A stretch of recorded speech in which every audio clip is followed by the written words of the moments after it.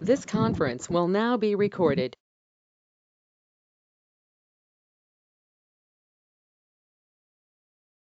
Mute on చేసి దీన్ని click చేయండి.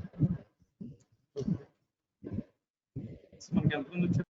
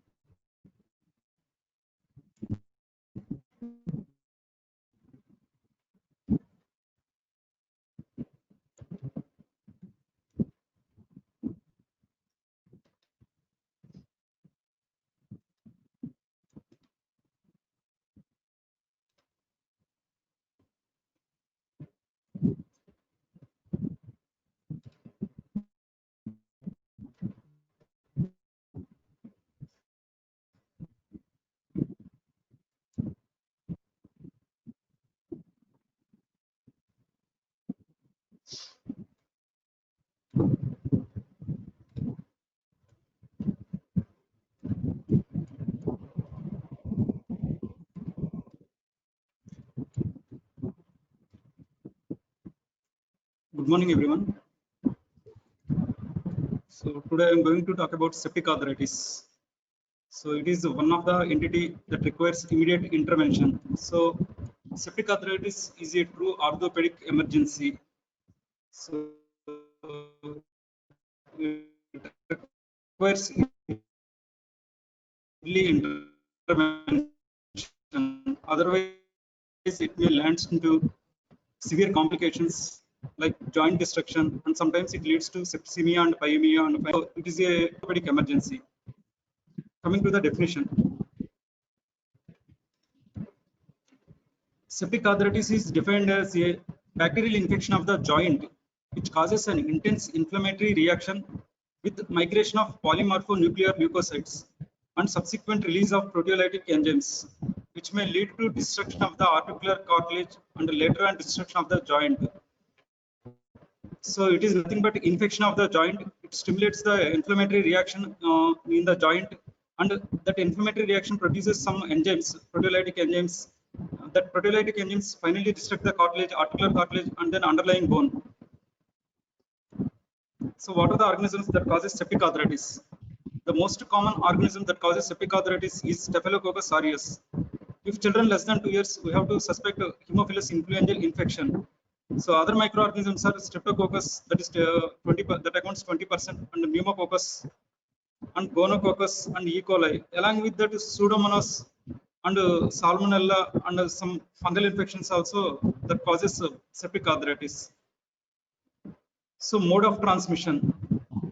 Here, the bacterial infection enters into the joint through the bloodstream. That is nothing but hemogenous spread. Here, the infectious focus located somewhere else in the body, like gastrointestinal tract or pulmonary tract infection or renal infection.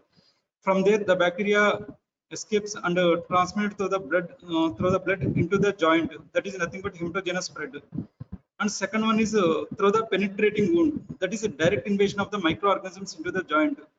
And from the surrounding structures, like surrounding that is near osteomyelitis, and from surrounding infection from the surrounding soft tissues, that is the cellulitis, it enters into the joint. These are the modes of transmission of septic mode of entry of microorganisms into the joint. So what are the predisposing factors? It usually affects children between 2 to 3 years of age. It shows bimodal distribution.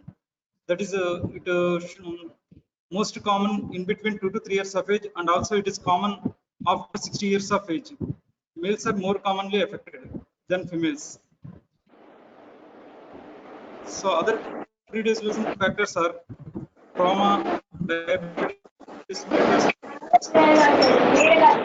steroid therapy, malignancy, immunocompromised state.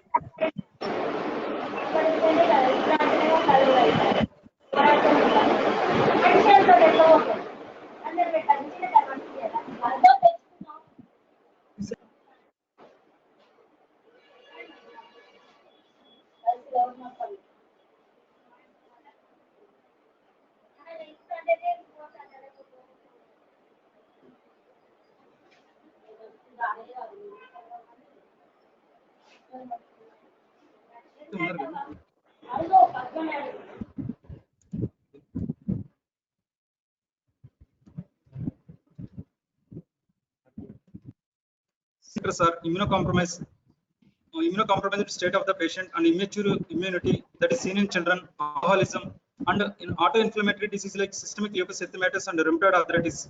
Here, the usage of immunosuppressive drugs that leads to suppression of the immune system in the body. So that is one of the predisposing factor for septic arthritis. Along with that, chronic renal failure, hepatic failure, and IV use. So site of involvement of septic arthritis. The most common site is knee joint in adults and also in children. So in adults, the most common joint involved is knee, that is 53%, followed by hip, and then elbow and shoulder. In children, knee joint is most commonly affected and followed by hip joint and other joints like elbow, shoulder, and remaining other things. Coming to the pathology, So septic arthritis usually follows through the three stages. That is stage of synovitis and stage of arthritis and stage of ankylosis. So in the initial stage, there is a exudation into the joint that leads to destruction of the articular cartilage, and after that there is a destruction of underlying bone, and then capsule and ligaments are also destroyed by pus. So in the initial stage, the microorganism lodges into the synovium, and it stimulates the synovial cells, and there is an accumulation of polymorphonuclear leukocytes around the mycobacterium, that around the microorganism. So that produces an exudate fluid into the joint cavity. So the synovium becomes edematous and swollen and hyperemic, and effusion occurs. The fluid may be serous, serofibrinous, or purulent. In the initial stage, the synofluid appears like serous, and as the stage progresses, it becomes serofibrinous, and finally it becomes purulent. So after that, there is a destruction of articular cartilage takes place due to loss of matrix like glycans and other collagens. The changes occurs first and more severe at the points of contact between opposing articular surfaces. In knee joint, the most commonly it affects the medial aspect of the joint, because it is the weight bearing portion of the joint, and there is a joint space narrowing on the medial side compared to lateral aspect. The infection can erode through the cartilage into the underlying bone. Then the synovial membrane is eventually replaced by granulation tissue. The fibrin within the joint, it clots and produces pockets of pus and adhesions. So because of this inflammatory process, there is an increased intra-articular pressure that leads to necrosis of the articular surfaces. So this picture shows on the right side, it is normal articular cartilage, and meniscus, it is a knee joint. It shows normal articular cartilage, so and normal joint space. In septic arthritis, there is a destruction of the articular cartilage will occur. Along with it, there is a joint space narrowing. So if left untreated, it may progress into the joint progress into subluxation or dislocation. If the infection remains uncontrolled, it eventually leads to fibrosis or bony ankylosis. Cartilage destruction occurs due to enzyme activity like plasminogen, metalloproteases, and collagenases. So what are the clinical features? In the initial stage of the septic arthritis, there is a accumulation of serous fluid within the joint. So in the initial stages, the pain is less severe, and the movements of the joint is decreased, and local temperature is raised, and there is a flexion deformity in the joint. So as the disease progresses, there is after that there is accumulation of serofibrinous fluid within the joint. In this stage, there is a severe tenderness is present and fever is present. Patient complaining of night pains. As the disease further progresses, it leads to purulent discharge in the joint. The joint fluid, the patient is very ill, and pain is severe, and wasting of the muscle is present. Wasting of the surrounding muscles are present. Local temperature is raised. So then coming to the investigation management, it includes diagnosis and treatment. The main mode of diagnosis is joint aspiration and synovial fluid analysis. So the most accurate diagnostic tool for septic arthritis is joint aspiration and synovial fluid analysis. Here the synovial fluid is tested for cells, sugars, and proteins. So in septic arthritis, what happens? The WBC count in the synovial fluid is very high. That is more than 50,000 cells per millimeter cube, and the sugars are low, and the high proteins are present. So it is nothing but exudate like material. So exudate is seen in inflammatory and infectious conditions, whereas transudate is seen in non-inflammatory conditions like congestive cardiac failure. In exudate, what happens? There is an increase in the protein, and there is increased polymorphonuclear leukocytes in the joint, and there is decreased sugar levels, and the lactate dehydrogenase LDH levels are very high in exudates. So it is nothing but synovial exudate type of fluid. Gram staining is positive in 60% of the cases.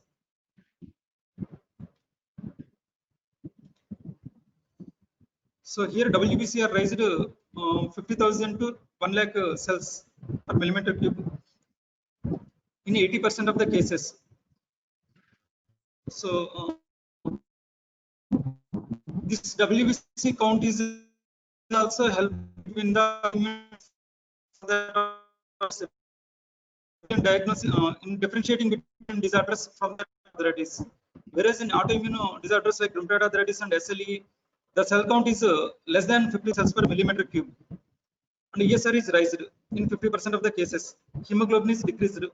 Blood culture is positive in only less than 50% of the cases.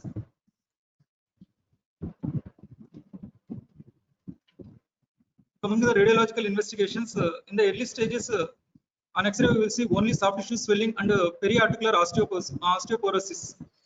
Whereas MRI is helpful in extent of the infection, and we can diagnose the septic arthritis as early as possible by using MRI. So how much soft tissue is involved and how much bone is involved, we can know early with the MRI. On X-ray, initially there is only seen in soft tissue swelling, only seen soft tissue swelling and periarticular osteoporosis.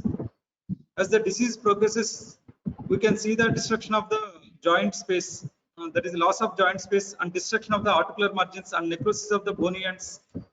And in children, we can see epiphyseal disturbances. So as the disease progresses, we can see ankylosis on X-ray. So this X-ray shows there is a destruction of the articular surfaces of the distal tibia, that is tibial pylon, and there is a destruction of the articular surface of talus, that is dorsal articular surface of the talus is also.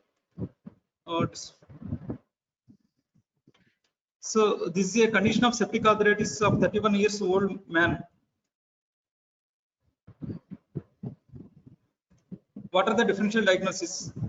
So the differential diagnoses are, one is acute osteomyelitis, and another one is acute rheumatoid arthritis, transient synovitis, and tuberculosis arthritis, and acute rheumatic fever, and hemarthrosis. So inflammatory conditions like rheumatoid arthritis we can diagnose by, we can differentiate by history and investigations. So rheumatoid arthritis patients usually they give history like early morning stiffness, and the on investigations the WBC count in the synovial fluid shows less than 50,000 cells per millimeter cube, and there is no night pain in rheumatoid arthritis. Whereas in osteomyelitis, it is similar like septic arthritis, but it involves the bone, not the joint. So, and symptoms and signs are similar to osteomyelitis. If the osteomyelitis is located in the metaphyseal region, so it looks like septic arthritis. And transient synovitis, it is a transient condition and it resolves itself, and it is usually seen in children less than 3 years of age. And another one is tuberculosis arthritis. We can differentiate it from the septic arthritis by history, like loss of weight, loss of appetite, evening rise of temperature, and the so early symptoms are less severe compared to septic arthritis. And another one is hemarthrosis. Hemarthrosis usually we can see in vitamin C deficiency patients, and also in disorders. Coming to the treatment part, so the main mode of treatment is joint drainage or arthrotomy. So first, initially we can start the patient by giving IV fluids and IV antibiotics, and then first we should aspirate the joint, and we can send it to aspirated fluid, synovial fluid, into the lab. And after that, if pus is present in the aspirated fluid, then immediate open arthrotomy is indicated. Pus is cultured and subjected to gram staining, and we should start broad spectrum intravenous antibiotics as early as possible. The commonly used broad spectrum antibiotics are either third generation cephalosporins, along with that aminoglycosides. If methicillin resistant Staph aureus is present, we can use vancomycin. Local treatment includes after the joint arthrotomy, we can immobilization the immobilize the joint is done using a plaster of Paris splint in functional position to reduce the pain. If cartilage is destroyed, our aim is for ankylosis in the functional position by plaster cast. So outcome depends upon the time of intervention. If we diagnose early if we diagnose early and we can give treatment as early as possible, then there is a complete resolution and return to the normal function of the joint will occur. So it depends upon the outcome is mainly depends upon the time of diagnosis and time of treatment. If it is early, the outcome is good. If it is delayed, then the outcome is very poor. And partial loss of articular cartilage and fibrosis. As the duration progresses, there is a loss of articular cartilage and there is bony ankylosis. And finally, bony destruction and permanent deformity of the joint will occur. What are the complications of septic arthritis? So here there is a destruction of joint articular surfaces will occur, and that leads to there is a pathological dislocation. And as the age progresses, it leads to severe osteoarthritis. So here what happens, initially there is synovium is involved, after that there is bony articular surface of the joint is involved. First destruction of the synovium will occur, and that synovial tissue is replaced by granulation tissue. After that there is a articular cartilage damage, and after that there is underlying bones are exposed. As the disease progresses, the joint space becomes narrow and the bony margins comes together, and they together forms the together touches to, and finally it leads to ankylosis. Ankylosis may be fibrous ankylosis and bony ankylosis. So there is a in fibrous ankylosis there is a small space present between bony surfaces, and a slight movement is possible, and it is very painful. Whereas bony ankylosis, there is no space between the articular margins, and it is completely there is complete loss of mobility in the joint, and sometimes the infection spreads into the bone and its marrow. It leads to acute osteomyelitis. Sometimes the infection, septic arthritis infection enters into the bloodstream, causes septicemia and pyemia. So we should know about certain facts. Site of septic arthritis in parenteral drug abusers. Most commonly involved joints are sacroiliac joints, sternal articulations, and pubic symphysis. In sickle cell anemia patient, Salmonella is the organism that causing. We have to think about Salmonella infection in sickle cell anemia patient. In puncture wounds and open wounds, we have to think about Pseudomonas aeruginosa is the most common causative organism. So, thank you.